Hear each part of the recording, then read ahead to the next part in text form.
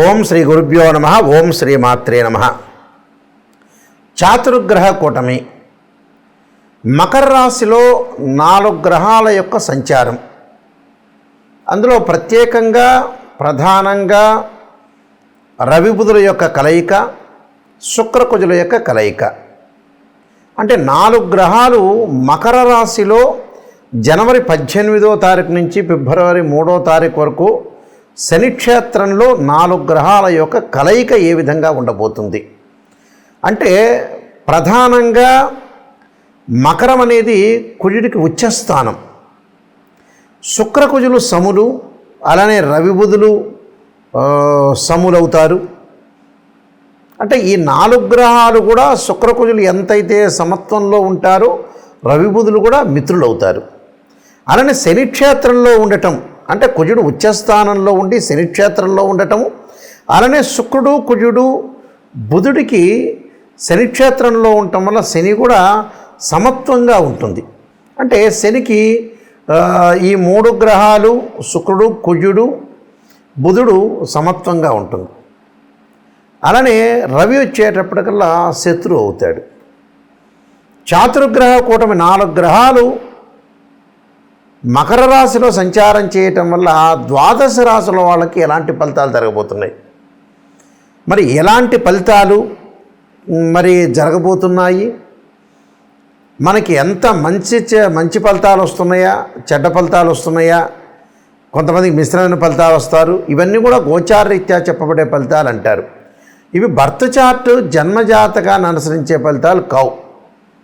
మరి నాయకంటి గారు ఎందుకు చెబుతున్నారంటే, గోచారం కూడా వితిన్ సెకండ్లో మనం అదృష్టాన్ని కలిసి వచ్చే అవకాశాలు ఎక్కువగా ఉంటాయి. అంటే మనం ఎంత కృషి చేసినా కూడా కొంత వితిన్ సెకండ్లో అదృష్టం కలిసి రావాలంటే గోచారం అనేది చాలా ఇంపార్టెంట్.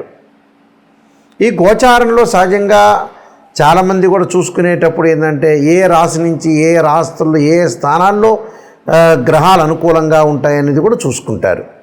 అలా చూసుకుంటేనే మనకు జాతకపరంగా తెలుస్తూ ఉంటుంది. ఎందుకనంటే సహజంగా 2, 4, 6, 11 స్థానాల్లో ఉంటే బుధుడు మంచివాడని వాళ్ళ జన్మరాశి నుంచి, శుక్రుడు 1, 2, 4, 5, 8, 9, 11 స్థానాల్లో ఉంటే శుక్రుడు మంచివారని, అలానే రవి 3, 6, 10, 11 స్థానాల్లో ఉంటే రవి మంచివాడని, అలానే బుధుడు 2, 4, 6, 11 స్థానాల్లో ఉంటే బుధుడు మంచి ఫలితాన్ని ఇస్తాడు. మిగతావన్నీ కూడా మిశ్రమైన ఫలితాలు ఉండటం, చెడు ఫలితాలు జరిగే అవకాశాలు ఎక్కువగా ఉంటాయి. అయితే ద్వాదశ రాశుల వాళ్ళకి చాతుర్గ్రహ కూటమి శుక్రుడు కళత్రకారకుడు, సుఖాన్ని భోగాన్ని సౌఖ్యాన్ని ఇచ్చేవాడు. కుజుడు వచ్చేటప్పటికి రియల్ ఎస్టేటు, కన్స్ట్రక్షను, ప్రమాదాలు, ఆస్తులు పాస్తులు, కోర్టులు, సమస్యలు, వివాదాలు, అన్నదమ్ముల మధ్య వివాదాలు, శత్రువులు బాగా పెరిగే అవకాశాలు ఉండటం. అంటే ఎలాంటి మేలు చేస్తాడు కుజుడు? రవి ఉద్యోగము, ఇన్సూరెన్సు, మెడికల్ సంబంధించిన విషయాలన్నీ కూడా రవి. బుధుడు వ్యాపారము, వృత్తి ఉద్యోగ వ్యాపార రంగాలు, అలానే బుద్ధి వికాసించడం, అలానే డెవలప్మెంట్ కావటం, వాణిజ్య శాస్త్రము, గణిత శాస్త్రానికి సంబంధించిన గ్రహం ఏంటంటే బుధుడు. కాబట్టి ఈ 4 గ్రహాలు మకర రాశిలో సంచారం చేయటం వల్ల ద్వాదశ రాశుల వాళ్ళకి ఎలాంటి ఫలితాలు జరుగుతున్నాయో ఒక్కసారి తెలుసుకుందాం. వృషభ రాశి వాళ్ళకి చాతుర్గ్రహ కూటం వల్ల మకర రాశిలో సంచారం చేయటం వల్ల శుక్రకుజులు రవి బుధుల యొక్క కలయిక వల్ల శనిక్షేత్రంలో ఏ విధంగా ఉండబోతుంది? శుక్రుడి వల్ల ప్రేమ కలాపాలు, ప్రేమించుకోవటము, అలానే కార్యసిద్ధి, అనుకున్న పనులు సక్సెస్ కావటం, ధర్మ కార్యక్రమాలు, తీర్థయాత్రలు, పుణ్యక్షేత్రాలు, అనుకున్న పనులు జరిగే అవకాశాలు బాగా ఎక్కువ ఉంటాయి. అంటే అనుకున్న పనులు జరుగుతాయి. ఆకస్మికంగా ధనలాభము, ఉద్యోగపరంగా స్థానచలనం జరగటం. ఒకటంటే ఒక చోటకి నుంచి మరో చోటకి వెళ్ళిపోతుంటారు. అంటే ఉద్యోగపరంగా మనకు అనుకూలంగా ఉండాలిగా. వృత్తి ఉద్యోగం అనేది ధనం మూలం మిదం జగత్ అంటారు. అంటే డబ్బు సంపాదించాలంటే ఉద్యోగమో వృత్తిరీత్యా బిజినెస్సో ఏదో ఒకటి ఉండాలిగా. అలానే ఆరోగ్యపరంగా ఇబ్బందులు కలగకుండా చూసుకోండి. అకారణ వైరం జరిగే అవకాశాలు ఉంటాయి. ఎందుకంటే ఇక్కడ భాగ్యంలో రవి వల్ల అకారణ వైరం అంటే అనవసరమైన గొడవలు, చిన్న చిన్న విషయాలన్నీ కూడా చిలికి గాలివాన జరిగే అవకాశాలు ఎక్కువ ఉంటాయి. శత్రువులతోటి బంధువులతోటి కొంత సహనంగా ప్రవర్తించండి. అంటే మనకి కలిసిపోతున్నారు కదా అని మనం అందరితో కలవటం కాదు. అలానే భాగ్యంలో వచ్చేటప్పుడు కుజుని వల్ల కూడా స్థానచలనం జరుగుతూ ఉంటుంది. స్థానచలనం ఆరోగ్యం పట్ల శ్రద్ధ పెట్టాలి. అంటే దీర్ఘకాలిక వ్యాధులు ఉన్నవాళ్ళు కానీ, ఆ వ్యాధులు రాకుండా కాపాడుకోవటం కూడా చాలా ఇంపార్టెంట్. బుధుడు వల్ల మీ వల్ల అన్యులకు ప్రమాదం జరగకుండా చూసుకోవాలి. ఎప్పుడు కూడా సహజంగా ఎలా ఉంటుంది, మనం ఒకళ్ళ ద్వారా మనకి గొడవ జరగకూడదు, వాళ్ళకు కూడా ప్రమాదం జరగకూడదు. అంటే అన్యుల వల్ల మనకు ప్రమాదాలు జరిగే అవకాశాలు ఉంటాయి. అలాంటి ప్రమాదాలు రాకుండా చూసుకోండి. ఆకస్మికంగా ధనలాభం ఉంటుంది. నూతన ఉద్యోగ మార్గాలు అనేవి కలుగుతాయి. అలానే ఉద్యోగంలో స్థానచలనం పెరుగుతుంది, ఆకస్మికంగా లాభం కలుగుతుంది. ఫైనాన్షియల్ పరంగా డెవలప్మెంట్ అయ్యే అవకాశాలు డెఫినెట్లీ ఉంటాయి. కానీ డిస్ప్యూట్స్ రాకూడదు. అంటే ఎనిమీస్ చాలామంది ఉంటారు. డిస్ప్యూట్స్ రాకుండా, డిఫరెన్స్ ఆఫ్ ఒపీనియన్స్ రాకుండా చూసుకోవాలి. ఎవరితో అయినా సరే, శత్రువులతోనైనా మిత్రులతోనా బాండింగ్ ఉండాలి. అలానే మ్యూచువల్ అండర్స్టాండింగ్ అనేది చాలా ఇంపార్టెంట్. కాబట్టి ఇలాంటి విషయాలను కూడా మీరు చూసుకోవాలి. అంటే ఏ గోచారీత్యా ఈ నెలలో ఈ 15 రోజుల్లో నేను చాలా జాగ్రత్త ఉండాలి, శత్రువులతో, నా పడనాని వ్యక్తులతో జాగ్రత్త ఉండాలి, బంధువులతో నేను జాగ్రత్త ఉండాలి, మిగతావన్నీ కూడా బాగుంటాయి, వెల్ అండ్ గుడ్ బాగుంటాయి. నేను కొన్ని పరిహారాలు చెప్పబోతున్నా, ఆ పరిహారాలు పాటించండి, మీకు మంచి జరిగే అవకాశాలు ఖచ్చితంగా ఉంటాయి. శుక్రుడు సుఖానికి, భోగానికి, సౌఖ్యానికి, వివాహానికి కడత్రకారకుడు. సప్తమ భావకారకుడు ఎవరు అంటే శుక్రుడే.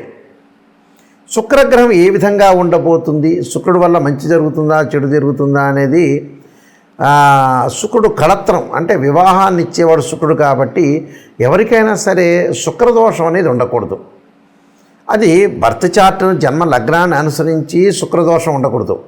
సహజంగా వివాహం కావట్లేదు, వివాహం దగ్గరికి వచ్చినట్టు వచ్చి వెనక్కి వెళ్ళిపోతుంది, వివాహం తర్వాత డివోర్స్ జరుగుతుంది, మన జాతకాలు కరెక్ట్గా చూసుకోలేకపోవటం, ఏదో అరకొరకు నాలెడ్జ్ ఉన్న వ్యక్తులతోటి కలిసి జ్యోతిష్యుల దగ్గర చూపించుకోవటం వల్ల కూడా వివాహం పరంగా, అయ్యో నేను అందరికీ చూపించానంటే చాలామందికి చూపించాను, మా అబ్బాయి వివాహం ఇలా అయింది, మా అమ్మాయి వివాహం అయింది, వివాహం అయిపోయి విడాకులైనవి, అసలు సంబంధాలే కుదరట్లేదని చెప్పేవాళ్ళు చాలామంది ఉన్నారు.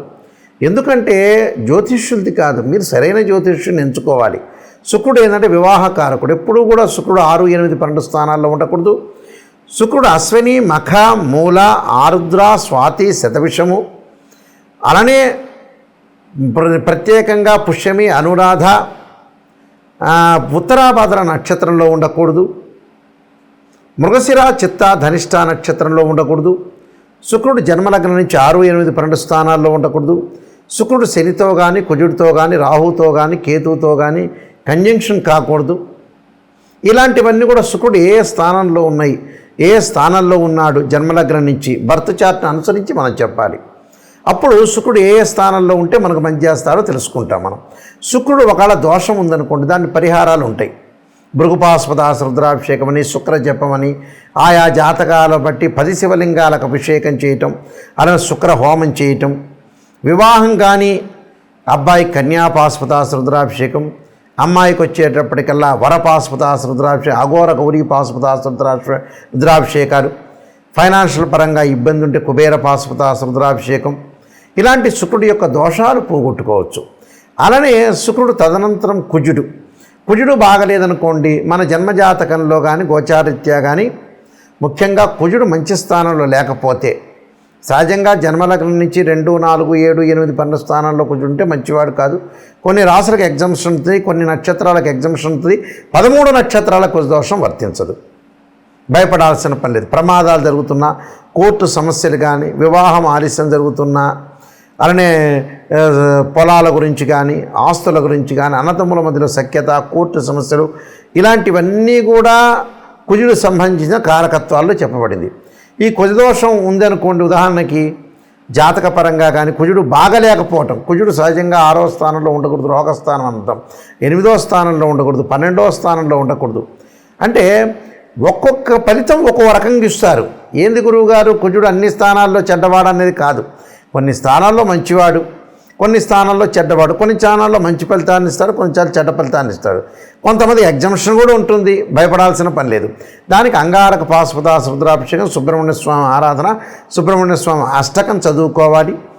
అలానే జాతకాన్ని చూసుకోవాలి, బర్త్ చార్ట్లో ఏ విధంగా ఉందో చూసుకుని మనం అనాలిసిస్ చేయాలి. ఇది ఫస్ట్ పాయింట్. అలానే బుధుడు వ్యాపారపరంగా ఉండేవాడు. వ్యాపారము, వృత్తి, ఉద్యోగ, వ్యాపార రంగాల్లో బుద్ధి వికసించడము, సరైన సమయంలో సరైన నిర్ణయం తీసుకోవడం, బుధుడి యొక్క దోషం ఉంటే కూడా అలానే బుధుడి యొక్క సంబంధించిన జపం కానీ, అలానే బుధుడికి సంబంధించిన హోమం కానీ, అలానే పాశుపతాస రుద్రాభిషేకం చేసుకోవడం చాలా మంచిది. రవి వల్ల ఏం జరగబోతుంది? రవి వల్ల ఉద్యోగంలో మార్పులు, ఆరోగ్యపరంగా ఇబ్బందులు, ఆరోగ్యం మహాభాగ్యం అంటారు. ఏ జాతకంలో అయినా సరే రవి యొక్క దోషం, జన్మలగ్నం నుంచి రవి యొక్క దోషం ఉంది అని అంటే రవిని ఆరాధన చేయాలి. ఎలాగా? సూర్య పాశుపతాస రుద్రాభిషేకం అంటారు, సౌర పాశుపతాస రుద్రాభిషేకం అంటారు. అలానే ఆరోగ్యం బాగలేదంటే ఆరోగ్యము త్రయంబక పాశుపతాస రుద్రాభిషేకాలు, శిరోకంఠ పాశుపతాస రుద్రాభిషేకాలు ఇవి చేసుకోవాలి. రవి జపము, రవి హోమము అంటే రవి వల్ల ప్రయోజనం కలుగుతుందని అర్థం. కాబట్టి ఇవన్నీ కూడా జీవితంలో గోచారీత్యా నిజాన్ని తెలుసుకోండి, అబద్ధపు ముసుగులో ఉండొద్దండి. ఎవరైనా నాకు కాల్ చేసేవాళ్ళు జాతకానికి నిజం తెలుసుకోవాలి, నెగిటివ్ అయినా పాజిటివ్ అయినా తెలుసుకునే వాళ్ళు మాత్రమే నాకు ఫోన్ చేయండి. అంటే అబద్ధపు ముసుగులో జాతకాన్ని చెప్పలేరు, నేను చెప్పను కూడా. అందువల్ల నేను నెంబర్ ఆఫ్ బుక్స్ రాసిన రాజమండ్రి మోహన్ పబ్లికేషన్ వాళ్ళకి కాలసర్పయోగము, కాలసర్పయోగ చంద్రిక, రాహుకేతువులు, ఛాయాగ్రహాలు, అలానే వివాహ మార్తాండము, జాతక చంద్రిక, స్వప్నశాస్త్ర ఫలదీపిక, అలానే బృహత్ పరిహార సింధు, అలానే సర్వదేవతా గోత్ర పార్ట్ 1, పార్ట్ 2, పుత్రగణపతి వ్రతము, ఇలానే ప్రిడిక్షన్ ఆఫ్ ఆస్ట్రాలజీ, ఇలాంటి నెంబర్ ఆఫ్ తెలుగు ఇంగ్లీష్లో నేను చాలా నెంబర్ ఆఫ్ బుక్స్ రాశాను. మాది వెబ్సైట్ ఉంటుంది www.nayakanti.com అని, nayakanti.in మీరు చూడొచ్చు. ప్రతిదాని కూడా సమస్య పరిష్కారం ఉంటుంది, ఆ సమస్యని మీరు బాధపడాల్సిన పని లేదు. నాయకంటి మల్లికార్జున శర్మ బుక్స్ అని కొడితే వస్తుంది మీకు. ఎవరైనా సరే జాతకాన్ని క్లియర్గా చెప్పించుకోదలుచుకున్న వ్యక్తులు నా నెంబర్ స్క్రోల్ అవుతుందో ఆ నెంబర్కి మీరు ఫోన్ చేయొచ్చు, డైరెక్ట్గా ఆ నెంబర్ నా దగ్గరికి వస్తుంది. అందువల్ల ఏమీ ఆలోచన చేయాల్సిన పని లేదు. ప్రతి పనిని కూడా మనం లైఫ్లో సాధించాలంటే మన చేతుల్లోనే ఉంటుంది. మంచి చెడు అనేది ఎప్పుడు కూడా మన చేతుల్లోనే ఉంటుంది. ఖచ్చితంగా జాతకాన్ని తెలుసుకొని ముందుకెళ్తే లైఫ్లో ఏ వృత్తి చేయాలి, ఎలా డెవలప్మెంట్ చెందాలి, ఫైనాన్షియల్ పరంగా ఎలాంటి ప్రాబ్లమ్స్ వస్తున్నాయి, వివాహపరంగా ఎలాంటిది, ఆరోగ్యపరంగా కానీ, కోర్టు సమస్యలు కానీ, వివాదాలు కానీ, ఆర్గ్యుమెంట్స్ ఇవన్నీ కూడా గ్రహాల యొక్క ప్రభావంతో ముడిపడి ఉన్నాయి. జాతకాన్ని మనం చూసుకున్నాం అనుకోండి, ఒక్కసారి చూసుకొని ముందుగా జాతకపరంగా వెళ్ళామంటే ఖచ్చితమైన నిర్ణయం తీసుకోవచ్చు. అయితే నా దగ్గరికి జాతకానికి ఫోన్ చేసే వాళ్ళు ఎవరైనా సరే వాయిస్ రికార్డింగ్ పెట్టుకోండి, నేను జాతకాన్ని చెబుతాను. వాట్సాప్లో మీరు ఏదైతే ఉంటుందో ఒక 4 పేజీలు పంపిస్తాను, అలానే వాయిస్ రికార్డింగ్ చేసుకోండి. జాతకంలో వాయిస్ రికార్డ్ ఎందుకంటే మళ్ళీ రిపీట్గా మీరు వినే అవకాశం ఉంటుంది. సత్యాన్ని తెలుసుకోండి, నిజాన్ని తెలుసుకోండి. నిజాన్ని తెలుసుకునే ఎవరైతే ఉంటారో వాళ్ళు నాకు కాంటాక్ట్ చేయండి. నేను అన్నీ క్లియర్గా ఓపెన్గా చెబుతాను. దానికి పరిహారాలు, రెమెడీస్ కూడా శాస్త్రీయమైన పరిహారాలు చెప్పడానికి ఖచ్చితమైన అవకాశం అనేది ఉంటుంది. మీరు మీ అందరికి కూడా మంచి జరగాలని ఆశిస్తూ సర్వే జనా సుఖినో భవంతు.